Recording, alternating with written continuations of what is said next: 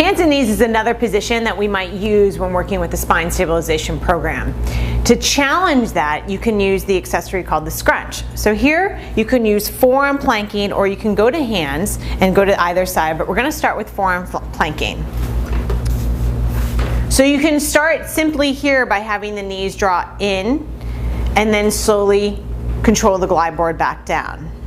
The lower you go it's less resistance, but it might require more control. Again, it's that concept of walking on a surface that has ice versus walking on a surface that does not have ice. Transitioning movement patterns can be just holding that position where the knees are in, or you can bring one knee and start to have it extended out.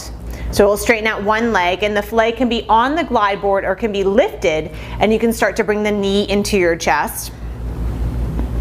You can also progress to both knees off the ground, off the glide board rather, and then you can transition also into a piking motion. Just note that you need to be cautious when you're working with someone that the movement is really coming from the core and not this overactivation of the hip flexors. So you don't want to go too heavy in the beginning when working with your clients. Note that you can also take this movement pattern, and rather than pulling in, you can do more of a pushing out, so you can reverse the movement. So in this instance, you would bring the glide board all the way down, and we'll bring the scrunch to the bottom edge of the glide board. And we'll show you what that looks like. So you transition the movement, the scrunch down. I'm going to lower the incline level in the meantime. Again, I'm going to start someone off not too high and not too low, because we're going inverted, and that means that it's going to require more upper body strength. You're going to have to find that sweet spot for each patient in which how you're giving them enough force that they don't feel like they're on that ice, but you're giving them also enough assistance with their upper body so they don't feel like they're stabilizing and holding on and then compensating in the upper body. So again, you can do a pushing back sensation with both legs. You can transition to one leg with a bicycle.